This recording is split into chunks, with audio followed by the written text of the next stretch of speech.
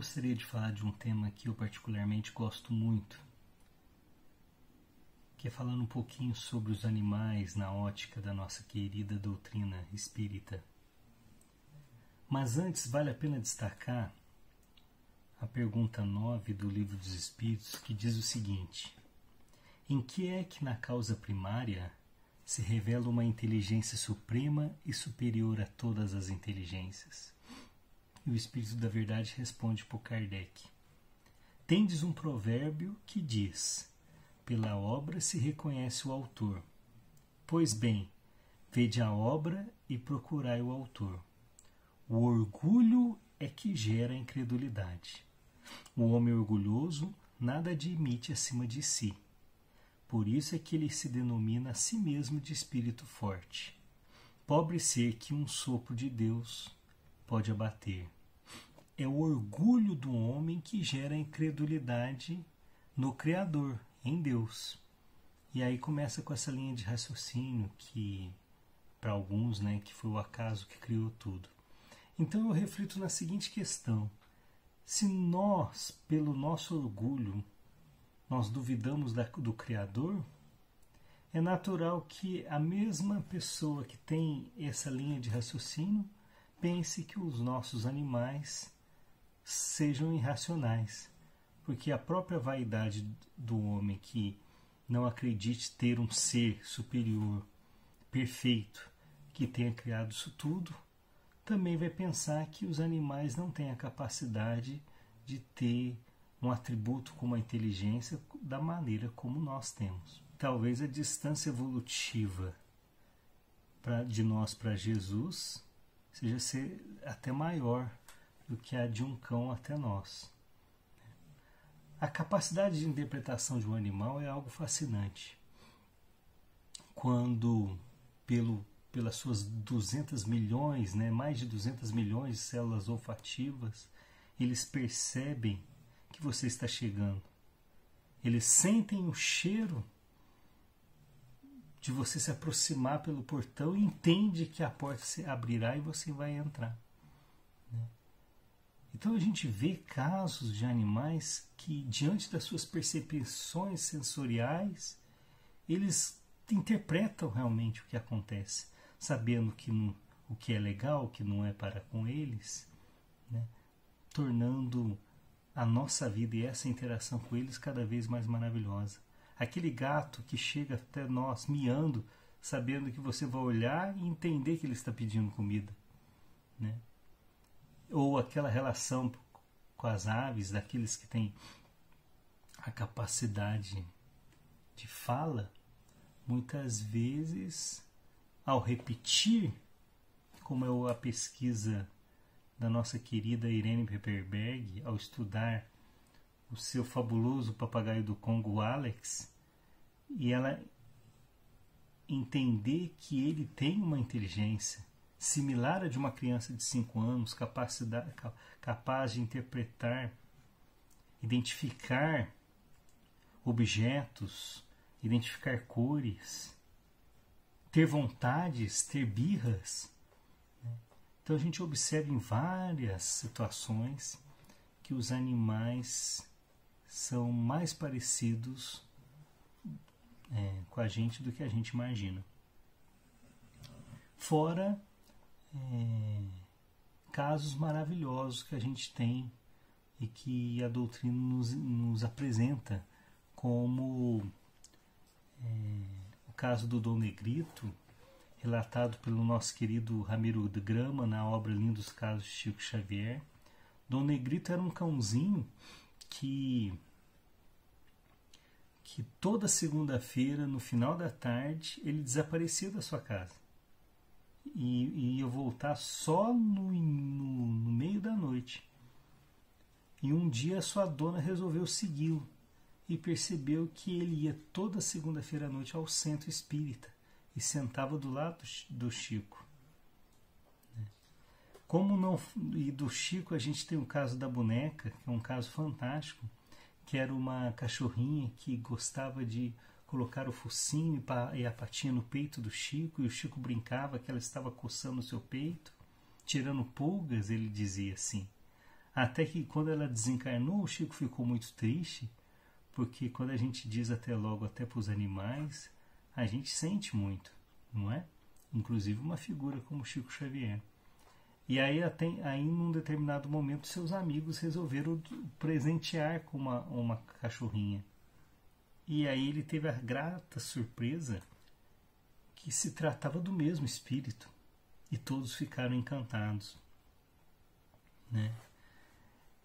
Então, essa convivência que temos com os animais definitivamente nos aproximam de Deus e também dos bons amigos espirituais. Percebemos muitas vezes essa relação com os animais amolecendo o coração de pessoas que julgamos duras, às vezes materialistas, e às vezes no contato que ela tem, no cuidado que ela tem com determinado animal doméstico, ela demonstra ali aquele amor que Deus nos colocou no coração de todos nós. Quanto mais cuidamos deles, mais nos conectamos com os mentores espirituais. Da mesma maneira, muitas das atrocidades que provocamos contra os animais mostra também o nosso grau de imaturidade espiritual ainda. O capítulo 2, intitulado A Alma Animal, da obra Evolução Anímica, do nosso querido Gabriel Delany, relata trechos incríveis que eu vou trazer aqui para todos vocês. Ele diz o seguinte em alguns trechos: o esplendor de nossos progressos materiais não deve obscurecer nossa modesta origem. Devemos sempre recordar que viemos também dos animais, porque nós somos animais, então a gente também passou por esse processo evolutivo que hoje os animais passam. Então é natural que identificamos neles como irmãos, porque eles também são filhos de Deus. O coração, pulmão, fígado, estômago, sangue, olhos, nervos, músculos, ossatura, é tudo análogo no homem como nos vertebrados. Há menos diferença entre um homem e um cão do que entre um crocodilo e uma borboleta. Do homem ao macaco, deste ao cão, da ave ao réptil e deste ao peixe, do peixe ao molusco, ao verme, ao mais ínfimo dos colocados nas fronteiras extremas do mundo orgânico com o mundo inanimado, nenhuma passagem é brusca. O que se dá é sempre uma degradação insensível. Todos os seres se tocam, formam uma cadeia de vida, que só nos parece interrompida pelo desconhecimento das formas extintas ou desaparecidas. Nessa hierarquia dos seres, o homem reivindica o primeiro lugar a que tem, certo, incontestável direito, mas isso não o coloca fora da série, e quer simplesmente dizer que ele é o mais aperfeiçoado dos animais. O sangue lhe circula do mesmo feitio, o ar é respirado nas mesmas proporções. O nascimento não é fenômeno particular. Nos primeiros períodos de vida fetal é impossível distinguir o embrião humano do canino ou de outro qualquer vertebrado. A morte é também a mesma para toda a série orgânica, idêntica nas causas como nos resultados, ou seja, a desorganização da matéria viva em torno ao grande laboratório da natureza. Ora, como os animais possuem não apenas a inteligência, mas também o instinto e a sensibilidade, e considerando o axioma que diz que todo efeito inteligente tem uma causa inteligente, assim como a grandeza do efeito é diretamente proporcional à potência da causa, temos o direito de concluir que a alma animal é da mesma natureza que a humana, apenas diferenciada no desenvolvimento gradativo. Trata-se simplesmente de assentar que, se o homem é mais desenvolvido que o animal, nem por isso deixa de ser uma verdade que a sua natureza pensante é da mesma ordem. Em nada difere essencialmente, sim, apenas em grau, de manifestação. E a gente tem casos maravilhosos que ele nos relata. Buffon adverte-nos que as aves representam tudo quanto se passa no lar honesto. Observam a castidade conjugal. Cuidam dos filhos o macho, e é o marido, o pai da família, e o casal, por débil que seja, mostra-se valoroso até o sacrifício de morte, em se tratando de defender a prole. Quer dizer, até uma ave é capaz de nos dar grandes ensinamentos de ética e de moral e como que a gente deve proceder, especialmente nesse caso com a família. Não há quem ignore o zelo da galinha na defesa dos pintinhos. Os animais ferozes, tigre, lobo, gato selvagem, todos têm por suas crias o mais terno afeto. Tem um caso que conta que um macaco, cuja fêmea lhe morrera, cuidava solícito do filhote. À noite tomava ao colo para adormecê-lo, e durante o dia não o perdia de vista um instante. De resto, entre os macacos, os órfãos são sempre recolhidos e adotados com carinho, tanto pelos machos como pelas fêmeas. Uma bugia, certa vez, notável por sua bondade, recolhia macaquinhos de outras espécies e chegava a furtar cachorros e gatos pequenos que lhe faziam companhia. Certa feita, um gatinho adotado arranhou-a e ela, admirada, deu prova de inteligência, examinando-lhe as patas, e logo com os dentes aparou as garras. O Sr. Ball relatou na Revue Scientifique o seguinte fato por ele testemunhado. O cão de fila aventurava-se adentro do lago congelado, quando súbito se quebrou o gelo e ele resvalou na água, tentando em vão libertar-se.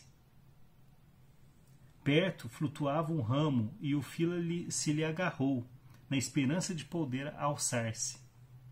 Um terra nova que, distante, assistira ao acidente, decidiu-se rápido a prestar socorro. Meteu-se pelo gelo, caminhando com grande precaução, e não se aproximou da fenda mais que o suficiente para agarrar com os dentes a extremidade do ramo e puxar a si o companheiro, destarte-lhe salvando a vida. Neste particular, o nosso Terra Nova elevou-se por instantes ao nível das inteligências humanas, e no tocante à observação e ao raciocínio, em nada inferior ao que um homem faria em tais conjunturas. Refere Darwin que o capitão Strawberry encontrou no lago salino de Utah um velho pelicano, completamente cego e, aliás, muito gordo, que devia o seu bem-estar de longa data ao tratamento e assistência de companheiros. O Sr. Bleach me informa, diz ele, ter visto corvos indígenas alimentando 2 ou 3 companheiros cegos, e eu mesmo conheço caso análogo com um gato doméstico. O Sr. Burton cita o caso curioso de um papagaio que tomara a seu cargo uma ave de outra espécie, raquítica e estropiada, e assim limpava a plumagem e procurava defendê-la de outros papagaios soltos no jardim. Se eu falasse de caridade, talvez eu citaria nesse caso aqui o caso de maior caridade que eu já tenha presenciado nas obras que eu li. Não há caridade maior que essa que eu vou contar para vocês. E ela vem de um animal. Bolsanelli, capitão da cavalaria do antigo regimento de Beverly Hills, comunica o seguinte, que em 1757, um cavalo do meu esquadrão, já fora do serviço devido à idade, teve dentes inutilizados a ponto de não poder mastigar a sua aveia. Verificou-se então que 2 outros animais, que ficavam à esquerda e à direita dele, passaram a cuidar, retirando o feno da manjedoura e colocando-lhe à frente, depois de mastigado. O mesmo fazia com a aveia, depois de bem triturado. Esse curioso trabalho prolongou-se por 2 meses e durara certo se lá ficava o velho companheiro.